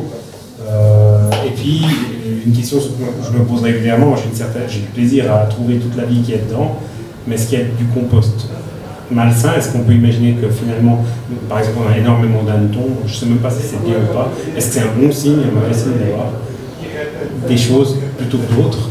Et est-ce qu'on le prend et puis on met tout dans le potager? Je n'ai jamais pensé à simplement laisser tomber. Moi, je fais le circuit, c'est-à-dire que je ramasse ce qu'il y a dans le potager ou sur les arbres, je le mets dans le compost, j'attends que ça passe, je ressors en bas.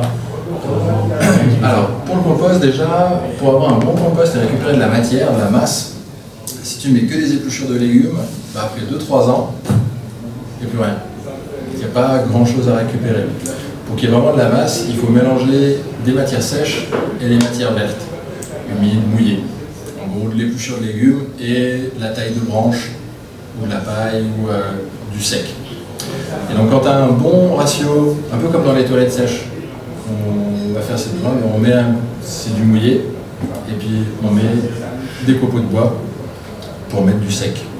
Et c'est ça qui fait que ça composte et que ça a un compost qui est équilibré. Donc moi je mets toujours mes épluchures de légumes, et puis j'ai toujours un sac de feuilles que je récupère en hiver, qui me sert à équilibrer pendant l'été, à une période où j'ai pas de sec en été.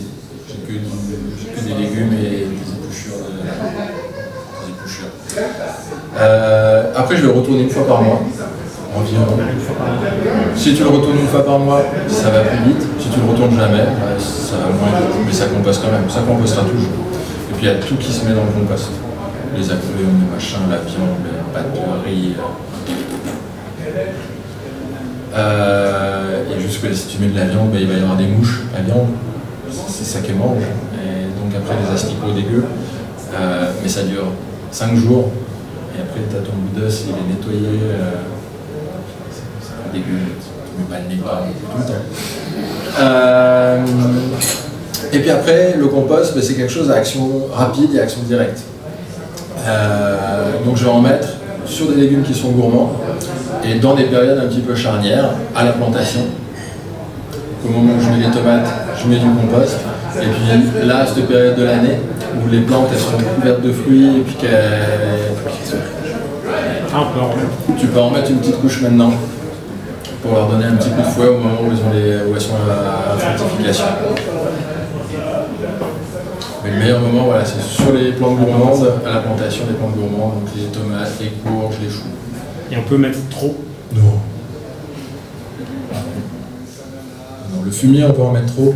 Le compost, il n'y a jamais trop. Au pire, la plante, elle ne le mange pas. C'est pas comme nous, à pas faire de la boulimie s'il y a trop de pépitos dans les placards.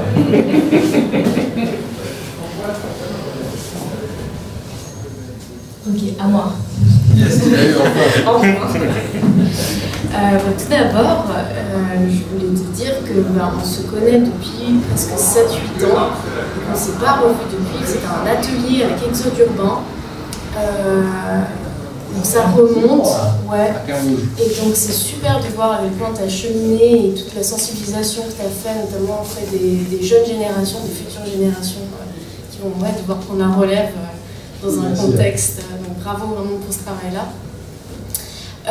J'avais quand même un truc, vu que je bosse aussi dans le secteur de la transition alimentaire, c'est pas l'autoproduction en fait, qui nous permet de nous réapproprier, c'est l'autoproduction à certaines conditions, et notamment d'autoconsommation. Là, à Genève, si on se retrouve dans une situation où on a des tomates qui n'ont pas de goût, c'est que la plupart des tomates qu'on produise, elles ne sont pas consommées sur place. Donc on fait de l'autoproduction, mais on ne mange pas ces tomates, elles sont envoyées justement à Interlaken et après dispatchées dans toutes les COP de Suisse. Genève est le producteur et l'exportateur cantonal numéro 1 de Suisse, quoi. Donc de se dire que c'est pas seulement produire les aliments, mais en fait c'est retisser ce lien du champ à l'assiette. Et c'est ça que j'aime beaucoup dans ce que tu disais, c'est peut-être cette fierté, cette affection, en fait, qu'on n'est pas que des rationnels. des êtres rationnels, on est aussi des êtres très émotionnels.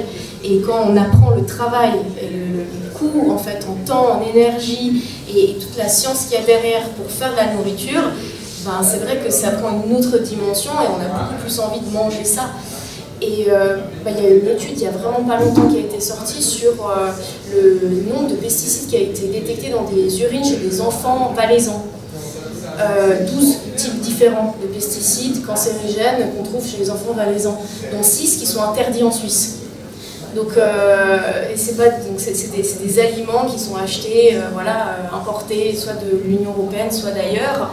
Donc c'est de se réapproprier son alimentation, mais c'est de se réapproprier sa santé et celle de nos enfants, quoi. Et donc ouais, c'est hyper important ce que tu fais, et vas-y, continue, quoi. Merci.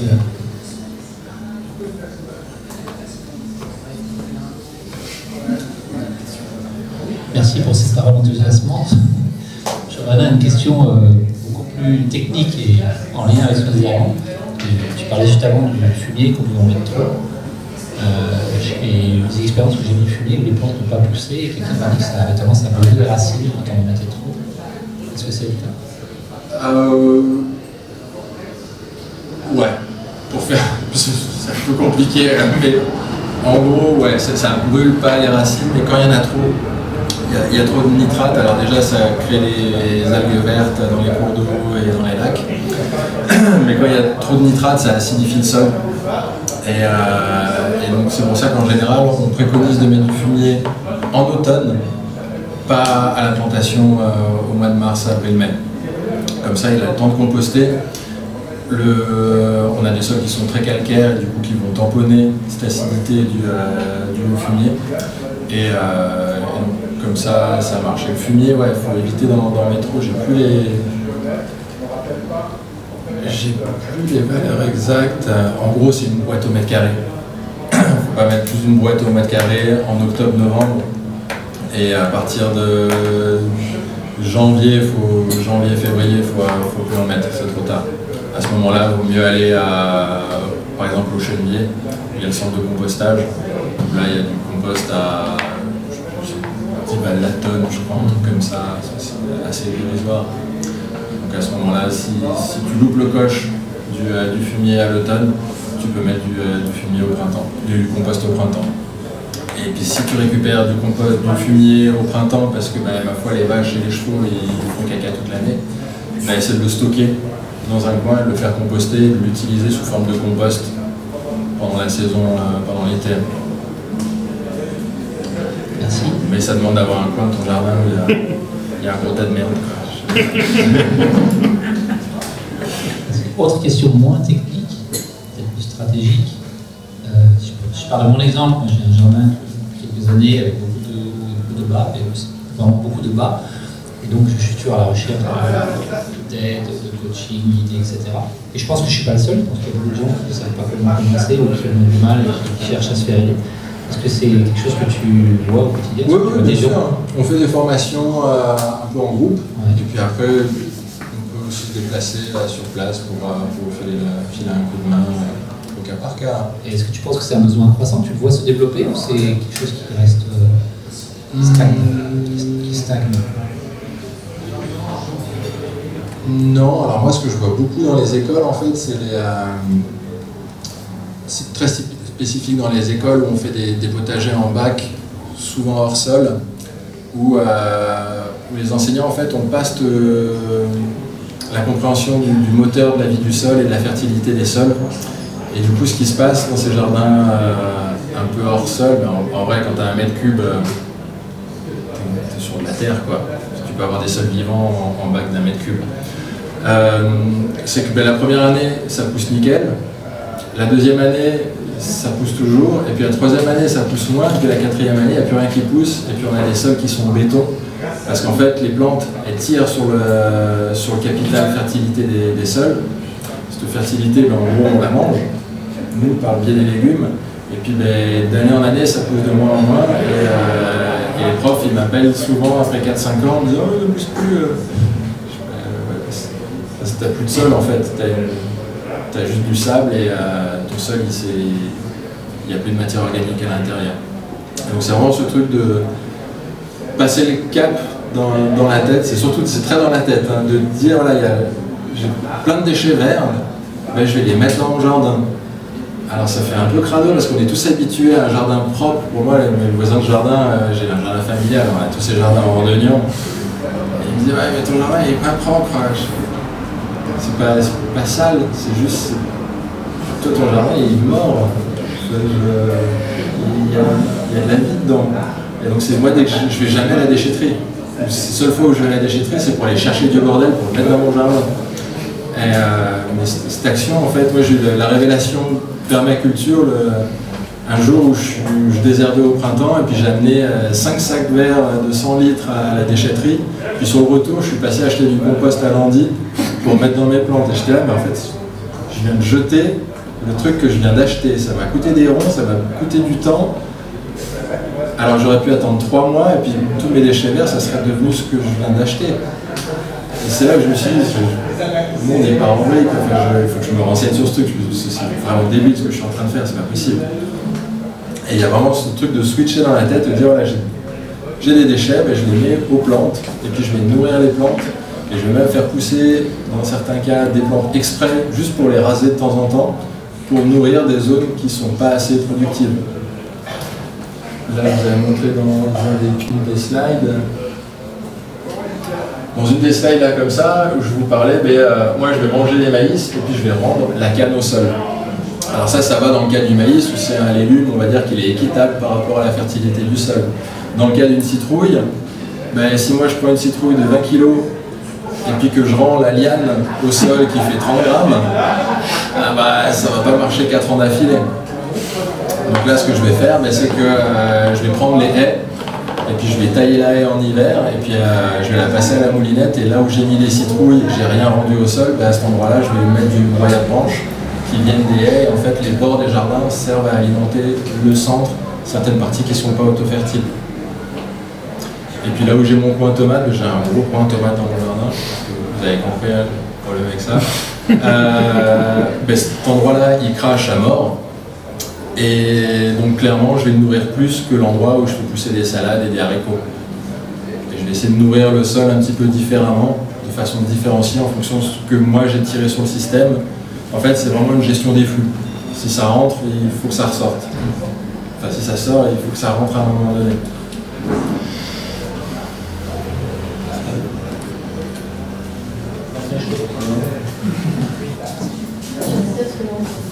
C'est pour passer une question, c'est pas te flatter. Initialement, les jardins des ménages, tout ce qui était jardin ouvrier, renommé récemment jardins familiaux, c'était en fait des lieux où les gens qui n'étaient pas formés à l'agriculture utilisaient un petit peu trop de produits chimiques. On trouvait des concentrations parfois qui étaient même supérieures à des terrains agricoles professionnels. Et je voulais savoir aussi si toi, dans ta pratique, tes ateliers de sensibilisation, si tu avais essayé d'approcher certains jardins de ce type-là qui restent, qui n'ont peut-être pas encore de chartre, d'utiliser justement pas de certains pesticides de synthèse, et puis s'il y a vraiment une scission quand même entre ces jardins partagés, plutôt agroécologie, puis d'autres réacs traditionnels, conventionnels. Je serais curieuse de savoir le paysage un peu aujourd'hui du jardinage. Ça reste quand même assez ancienne école. Hein. Ouais.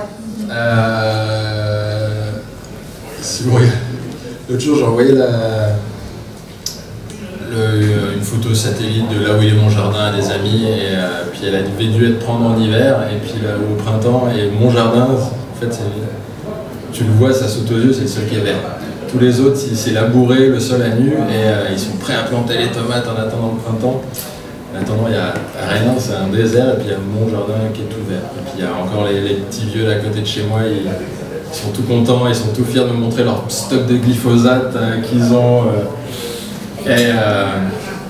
Donc c'est une ancienne génération, on peut pas. Enfin moi en tout cas, je vais pas essayer de leur faire changer. Déjà c'est compliqué, ils sont têtus, et puis surtout ils ont une méthode qui marche, et quand je leur dis ouais mais moi ça marche, mais c'est bien pour la nature, Je dis, moi je m'en fous, ça marche. Pourquoi je vais changer ma façon qui marche pour un truc qui marche, mais bon, ton jardin c'est le bordel, on voit que dalle. Donc c'est compliqué à faire changer les anciennes générations. Les nouveaux arrivants, clairement, eux, ils veulent plus de tout ça. Et en général, eux, ils me demandent conseil, et puis voilà, avec eux, on peut discuter, et puis avoir des échanges, et puis surtout leur filer un petit peu des tips pour que ça pousse mieux. Parce qu'en fait, pourquoi on met des engrais et des pesticides? Parce que je me fais bouffer mes plantes, et que c'est rageant, et parce que ça pousse pas, j'ai envie que ça pousse plus fort. Et donc c'est vraiment ces deux points où j'essaie de donner des astuces pour protéger les plantes des insectes, des ravageurs, des oiseaux, de ce que tu veux, et puis d'accentuer, d'augmenter la fertilité des sols. Après, pour mes petits vieux, mes petits voisins, ce que je fais, parce que c'est toujours les taquiner, c'est déjà que je leur montre les tomates qu'on fait pousser chez nous, que c'est autre chose que les plants qu'ils achètent à la Migros et à la Coop. Et puis, pour les plus ouverts, pas tout ça, c'est que je leur donne des plants, et que je leur montre la différence de goût et puis la différence en termes de maladie. Du fait de jardiner dans des sols vivants, les plantes tombent moins malades, en tout cas plus tard dans la saison. Et puis là, je leur dis, regarde, c'est la même variété, c'est le même plan, il a été semé le même jour, on l'a mis en terre le même jour, ça devrait être tout pareil. Et là, mes tomates, elles sont plus sucrées que les tiennes, comment ça se fait? Et puis là, tes plants, ils ont chopé le mildiou, et les miens, ils sont encore vivants. Il y a peut-être un truc, il dit ouais mais c'est ta paille là qui fait les trucs, mais bon c'est un Nialimas, ça fait chier. Mais déjà je l'ai titillé un petit peu, il a vu qu'il y avait un truc. Mais voilà, comme je disais au début, un peu avant qu'on commence en off, c'est changer les habitudes des anciens, c'est compliqué. Ça demande beaucoup d'énergie pour pas énorme de résultats. Donc voilà, je leur en parle un peu à l'apéro, mais j'ai plus tendance à mettre de l'énergie et du temps sur les jeunes, sur les enfants ou sur les nouveaux arrivants qui sont encore tout frais et qui n'ont pas d'habitude. Et changer les mauvaises habitudes, c'est si tu n'as pas un truc à en tirer toi-même. Puis les gars, c'est des bons jardiniers, ça fait 50 ans qu'ils jardinent, donc ils ont des bons résultats. Donc c'est difficile de faire changer quand ça marche. Ne change pas les trucs qui marchent, non. Ça donne pas envie de se lancer dans un monde qui est nouveau, il faut regarder les vers de terre, le tas des bestioles, il faut savoir qu'est-ce que c'est, il faut savoir utiliser Google Lens pour savoir qu'est-ce que c'est comme bestiole, est-ce qu'elle est bonne ou mauvaise pour les plantes, qui c'est qui la bouffe, voilà, c'est une démarche intellectuelle, c'est chiant quand tu ne connais pas. Il faut se remettre dedans et je comprends qu'il y a des qui vont s'obtenir, je comprends.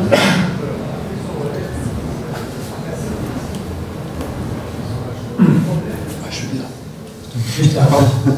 Si tu avais une baguette magique, tu pouvais faire plein de choses formidables, qu'est-ce que tu ferais au niveau de l'agroécologie sur le net? De l'agriculture. Je prendrais pas toutes les subventions, mais une grosse partie des subventions qui sont allouées à l'agrobusiness et le mettre dans les petites fermes. Déjà pour soutenir cette transition, pour faire de l'éducation, de la sensibilisation au vrai prix de la nourriture. Et parce que je ne pense pas que ce soit une bonne chose de subventionner vraiment le prix de la nourriture, de la bonne nourriture. Il faut subventionner le travail des agriculteurs. Et expliquer aux gens que ouais, des tomates à 2 balles le kilo, c'est pas possible.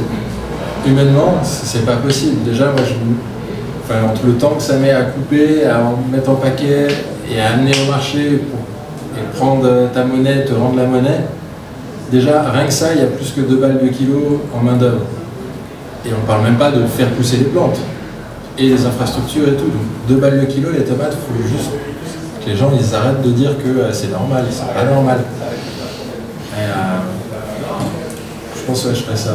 Beaucoup de l'éducation et un peu de l'aide à la transition pour soutenir le travail et pas les produits. Aujourd'hui, on a l'agriculture industrielle qui est subventionnée à outrance pour qu'on soit compétitif par rapport à nos voisins. Mais en fait, il faut juste peut-être se dire que on ne peut pas être compétitif par rapport à du blé qui vient d'Ukraine, qui vient de je sais pas où, des pays de l'Est. On n'a pas les mêmes coûts, les mêmes charges. On ne peut pas être au même prix. Et c'est pas normal qu'eux ils puissent vendre à des prix dérisoires chez nous et que les agriculteurs de chez nous ils disent bah mais je peux pas m'aligner, c'est pas possible. Merci. Oui, merci. Juste peut-être un mot positif. Moi, je suis pas tout à fait dans mon domaine, mais j'ai un agriculteur qui travaille en permaculture. Donc, a priori, c'est possible même au niveau d'un champ. Parce qu'il un jour, il a pris le temps de m'expliquer pour toute la surface d'un champ entier, il était en permaculture, donc ça, c'est possible en tout cas. Moi, j'avais juste une question. Vous avez beaucoup parlé, tu as beaucoup parlé des sols, pas des graines. Alors, je dis bien, c'est pas mon domaine, j'ai pas de connaissances en domaine, mais je m'intéresse, c'est pour ça que je suis là aussi par invitation. Merci. Et il semblerait qu'au niveau des graines, c'est aussi assez déterminant pour la qualité de la plante, pour sa résistance, etc. J'ai pu observer sur des documentaires beaucoup de choses. Tu parlais de rendement aussi, tu parles du rendement des sols, etc. Est-ce que tu as deux mots peut-être à dire au niveau des graines? Est-ce que c'est des graines qui sont achetées? Est-ce que tu travailles sur certaines graines qui sont replantées, donc qui finissent par s'habituer au sol, puis qui gagnent en productivité et en résistance? Enfin, il me semble, on n'a pas parlé des graines, et il me semble que c'est un point important.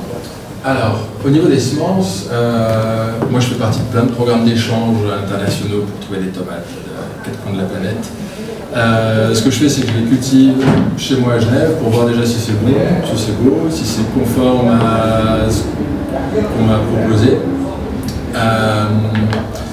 Après, en termes d'adaptation, l'adaptabilité des plantes, elle a une marge de manœuvre qui est une échelle de temps qui est assez limitée. Enfin, une marge de manœuvre qui est limitée, une échelle de temps qui est souvent pas la même que la nôtre.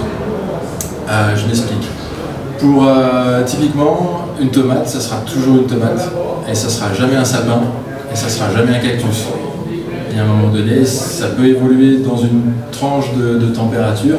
Il y a les tomates italiennes qui résistent mieux à la chaleur que des variétés suisses, mais une variété italienne, elle ne résiste pas à 60 degrés, parce que c'est pas un cactus, une tomate, ça reste une tomate. Donc on a une marge de manœuvre pour adapter les plantes à un terroir, à des climats, mais on a une marge de manœuvre qui n'est pas illimitée. Et puis la sélection, moi je fais de la sélection et essayer d'habituer mes semences à la région et au climat, mais cette habitude, parce que les plantes elles n'ont pas les habitudes et les choix conscients, et les plantes aussi magiques que ça soit. Cette sélection, moi je la fais pour mes enfants et mes petits-enfants. Moi en 10 ans de sélection, je ne vois pas vraiment de différence avec les graines que j'avais il y a 10 ans, enfin, pour une même variété. En 10 ans, tu ne vois pas de différence. Et sur 50, 100 ans, oui. C'est comme ça qu'on a fait les variétés avant de découvrir les vols de la génétique. Mais ça a quand même une marge de manœuvre qui est assez réduite quand même.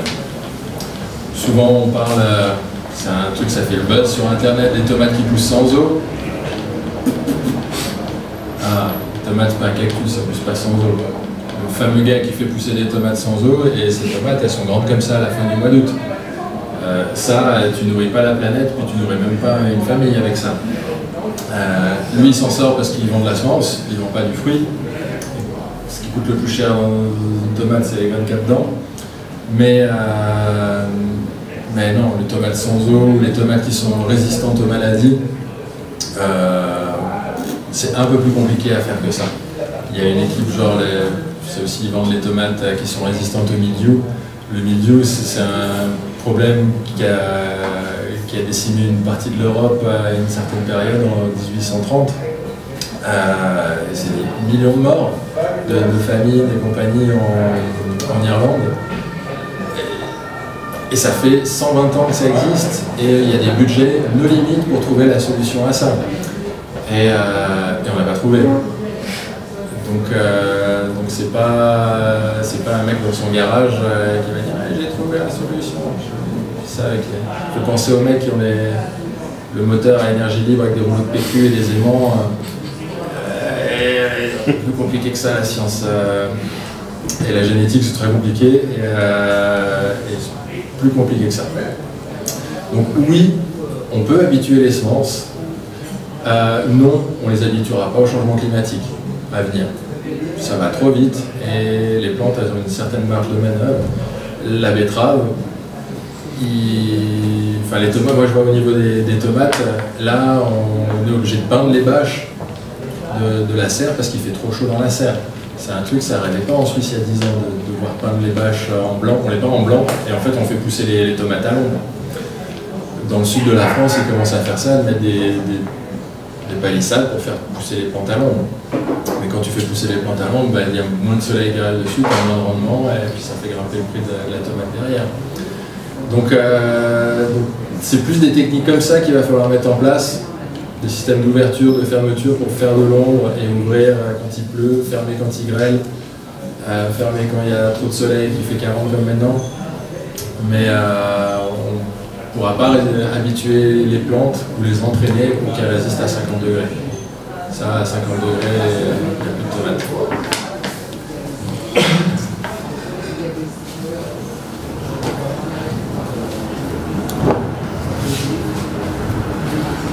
Bon, merci beaucoup, Michael, pour cette conférence. Merci pour votre attention. Merci.